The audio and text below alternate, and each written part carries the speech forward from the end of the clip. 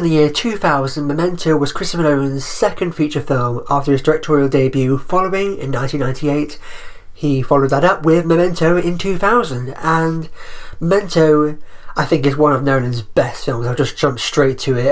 I think it's one of his more underrated films probably as well. I mean, pretty much everyone agrees that it's really great, but when most people are talking about the best Nolan film, they talk about like The Dark Knight, Inception, and I love all those films. I love every Nolan movie pretty much, but I actually think Memento is one of his best. It may even be his best film, I don't know. It's hard to decide which is the best Nolan film because they're all so great, but I absolutely love Memento, and I think it is one of Nolan's best films, if not his best film that he's done to date. So getting into this, Memento is essentially a kind of crime, revenge, thriller almost. It's kind of got some kind of detective mystery elements in there as well. It's really hard to pin down Memento as far as genre is concerned, because it's pretty much a kind of straightforward, almost kind of revenge tragedy kind of, but it's told in a very unconventional way, and that's what makes Memento so great, because if you were to watch this movie in chronological order, it'd probably be a little boring, and I think there's been like a fan edit out there where someone's taken all the scenes and put it in a linear fashion, and apparently if you watch it in that order, it's not all that great. But the great thing about Memento is the structure and how the film is executed, because, like I said, it's pretty much a straightforward revenge story, but it's told in a very different way in terms of how the film is structured, in terms of how it all plays out, and that's what's so great about Memento. It's really what makes it so different from almost any other film out there, because it essentially kind of starts with the ending, and there's black and white scenes throughout the film which are kind of sequential, but then there's also the colour scenes that take up the majority of the runtime that play in reverse. So it's a very different, very unique and very interesting experience watching this film.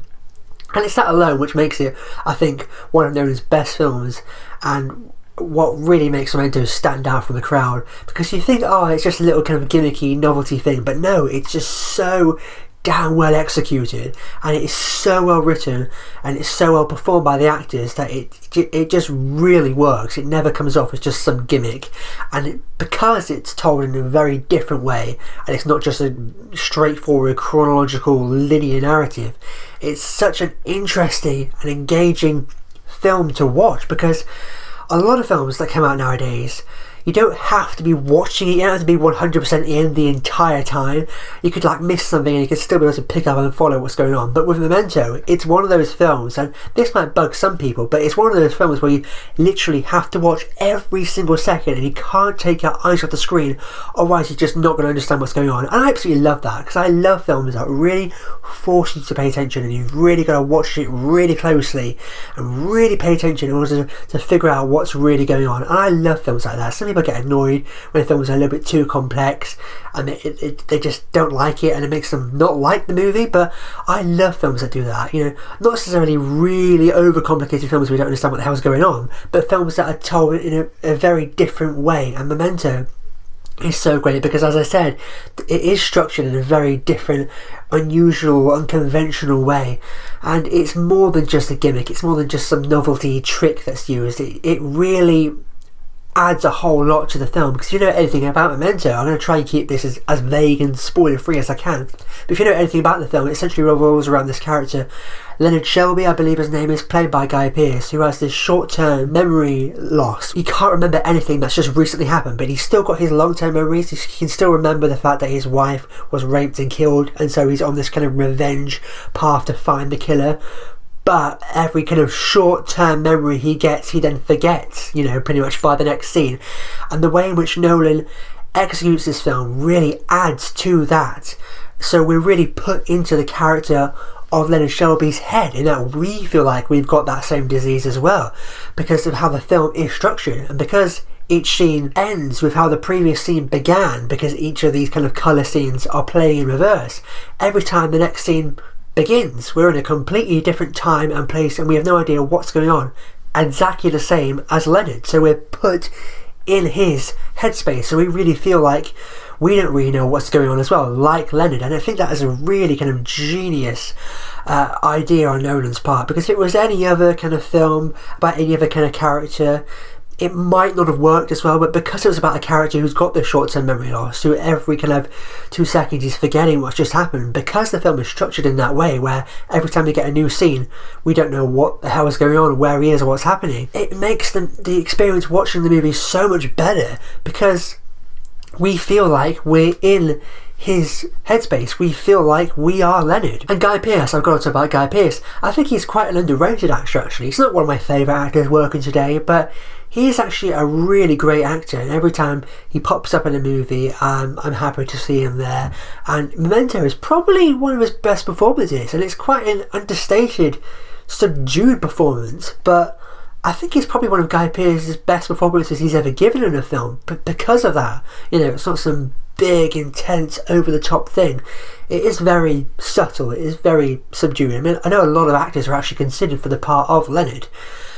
Some more well-known actors at the time, because I don't think, Guy Pearce was some massive, big star at the time this film came out. I think he'd only done a couple of films maybe, but I'm so glad they went with Guy Pearce, because he's not some big, recognisable, massive, big movie star, and you buy him as that character. It doesn't feel like you're watching an actor pretending to be a character with this kind of short-term memory loss. It feels like you're actually watching a real person with this real disease who's struggling to figure out what the hell is going on, and it's so engrossing and so captivating, and you're drawn into the film so much because of his performance and because of how he plays that character, where you really buy into it and you really kind of sucked into this kind of world of the film, even though it's very crazy and bizarre in terms of how the film is structured. The thing that really anchors the film and the thing that really pulls you in is Guy Pearce as Leonard Shelby. He does a really great job as that character, and everyone else in the cast are really great. Joe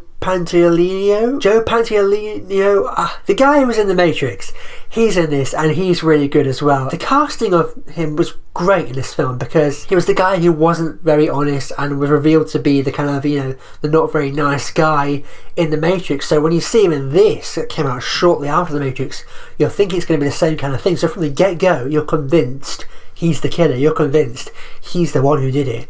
And then the whole film is basically unravelling everything that happened that led up to that event that we see in the opening scene, because like I said, pretty much the whole movie plays in reverse. Well, it's not necessarily reverse, it's more cyclical in a way. The kind of the black and white scenes going that way, the colour scenes are going that way, and then they eventually cross over and overlap at the end of the movie. It kind of ends with the beginning and begins with the end, so as soon as it ends, we're like, so that's how the whole film then led to what we saw at the beginning, and it's really great. And I think Nolan executed it so well, and the actors did all a really great job at allowing us to buy into kind of this kind of crazy concept and surreal reality that this guy is going through. As I already mentioned, Guy Pearce did a great job. Joe Pantoliano did an awesome job as well. And Carrie-Anne Moss, also from The Matrix, she was really great in this, playing a very different kind of character than she was in The Matrix, but she did a really great job in this as well. Where you think she's one thing and then she's actually something else, and because Leonard's got these kind of Polaroids and he's kind of taking notes, and you're not sure what's real and what's not, what he's made up and what is actually truthful. And that's the kind of great thing about The Matrix. Matrix, what am I talking about? That's what the great thing about Memento is, that it's a film about memory. It's not necessarily a film about truth. It's a film about kind of how memories aren't always 100% reliable. Sometimes we trick ourselves into thinking of something that we're convinced is true, but it's actually not. And the whole film essentially is about that. It's a film about memory, and it's just so damn well executed. It's a really extraordinary film. It's not just a kind of one and done, oh, that was kind of cool, I guess, I'm not bothered about seeing that again. It's the kind of film where you just want to go back and watch it immediately after you've seen it. And it's one of those films where every time you go back and rewatch it, you see it in a new and different way. You see things differently than you did before. There's little hints and little clues and little things that are planted throughout as well that you probably would just totally miss the first time around. When you go back and watch it on multiple viewings, you pick up on these little things that kind of hint at what's really going on behind the scenes, beneath the surface, and that's what's so great. The attention to detail in this film is extraordinary. I just could go on and on about how much I love Memento. I know this isn't a regular kind of conventional review, but it's not a regular conventional film, so overall I think Memento is one of Nolan's best films. I can't really rank his movies because they're all so great, and a lot of them are all quite different from one another as well, even though they're very similar in a lot of ways, but they're also very different. And Memento is probably his most different movie. It's very unconventional. It's a fantastic film. It's an incredibly thought-provoking, stimulating film to watch. It really gets you thinking, it really sucks you in. You're constantly kind of thinking about what's going on. You're constantly forced to pay attention. You're always going to, as the movie's progressing, you know, the cogs in your brain are turning and you've got to always keep thinking about what you're seeing. I absolutely love that about the film. One of my favourite Nolan movies, and probably one of my favourite movies of all time as well, so no surprise here, but I'm going to give Memento 5 stars.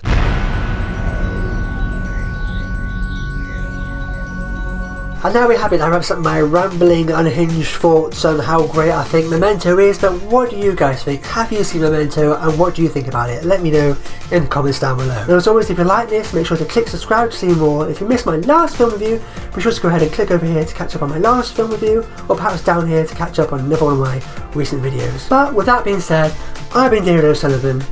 I'll see you next time.